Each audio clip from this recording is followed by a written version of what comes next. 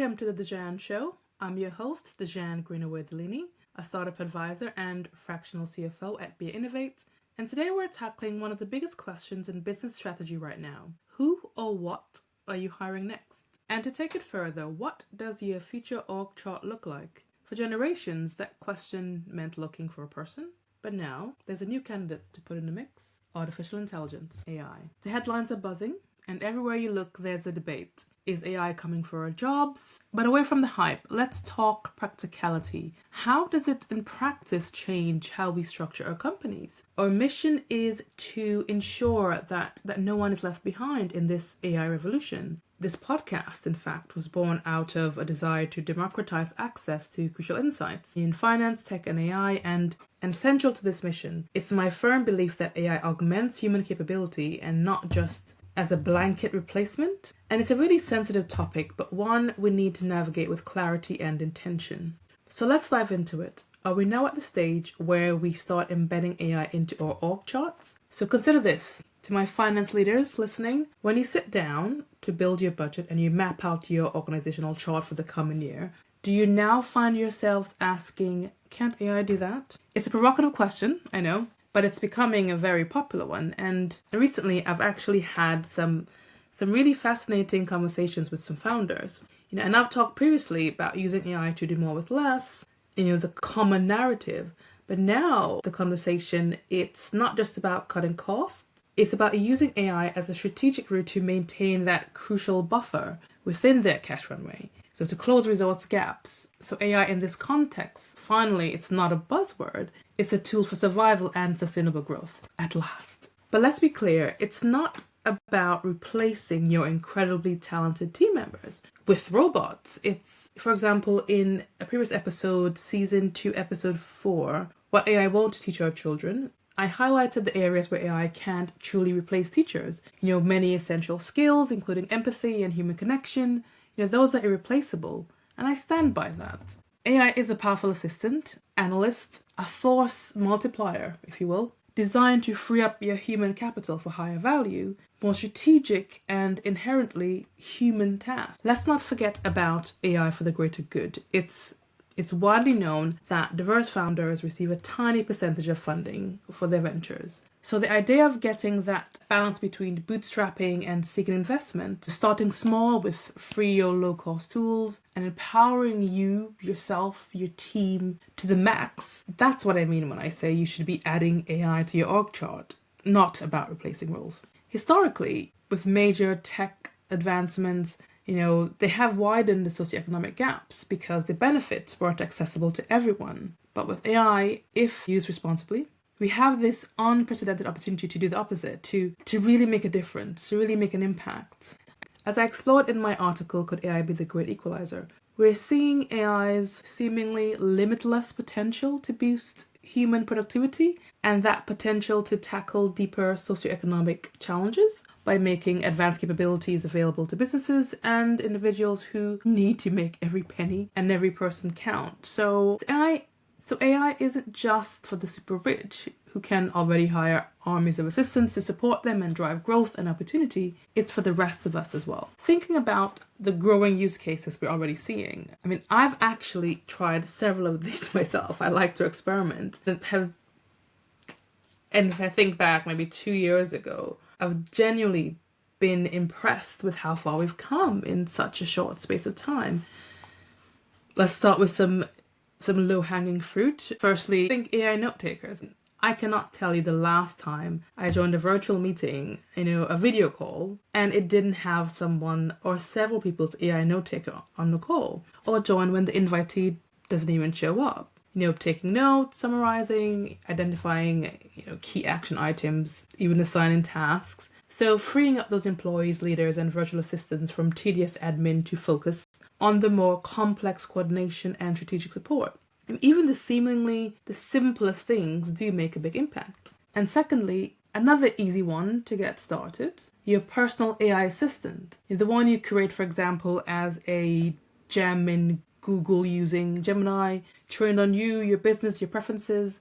We're talking about that AI executive assistant colleague. So what can they take off your team's plate, especially for staff who are already overworked? In season 2, episode 3 of the podcast, we spoke to Marnie Wills, who was talking about using AI to reduce that massive mental load. I mean, we're now seeing sophisticated AI tools that can intelligently manage calendars, schedule appointments, project plans, draft the marketing content and communications. Some actually send out emails as well, based on learned preferences, and creating workflows for those all-important prospects and customer follow-ups that you always forget to do. And yes, there are thousands of pounds of revenue sitting in your inbox. Literally, you are leaving money on the table.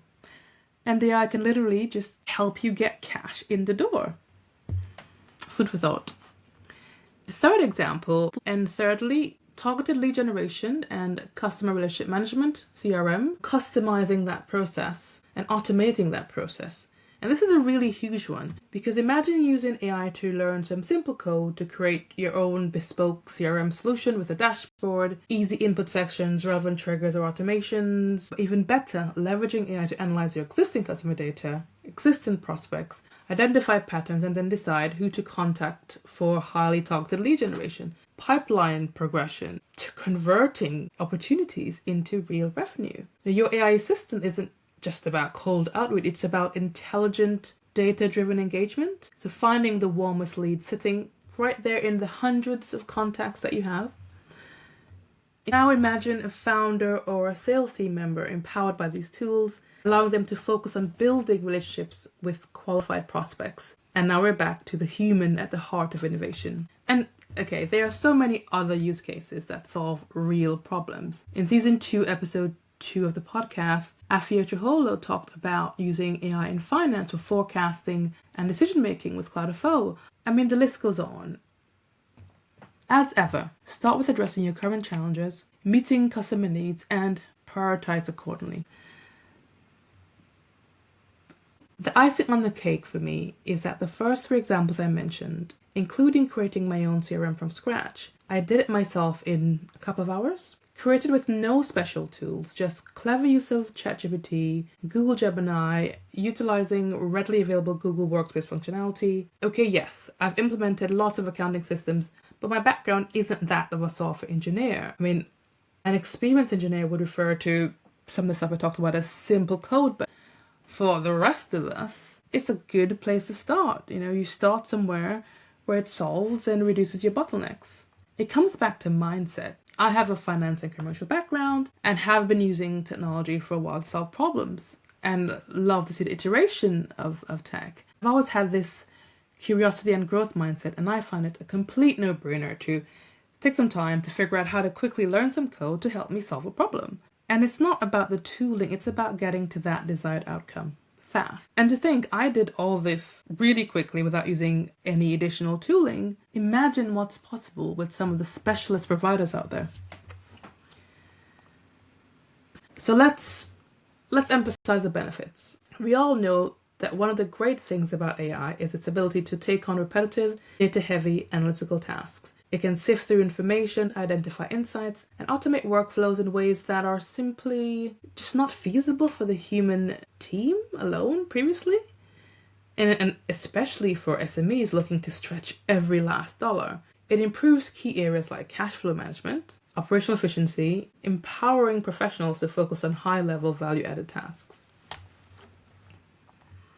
So these examples, they should give you a flavor of how AI can embed into your org chart. There are lots more. For now, when I'm approaching org chart design as a fractional CFO, as a finance leader, I'm thinking about it through a specific lens for the roles we have and plan to hire. How do we set these individuals up for success using AI and automation? Do these employees know how to use AI tools to augment their capabilities? As a company, are we facilitating this? Are we expecting these skills from new hires? So when you're setting out your key performance indicators, KPIs, and your objectives and key results, OKRs for your team, a critical question I believe every leader should ask is, what's the one key AI project that we're adding to an employee's roadmap for this year in order to empower our team and drive future efficiencies and growth? To the finance leaders listening, if you haven't already, I highly recommend you add AI training to your budget under learning and development and make this item a non-negotiable. You've probably heard the saying, and I still believe it holds true for now, that AI won't take your job, but someone using AI will. And I don't see this as a threat. It's a pull, it's a mandate to embrace this tech and these tools and empower your workforce.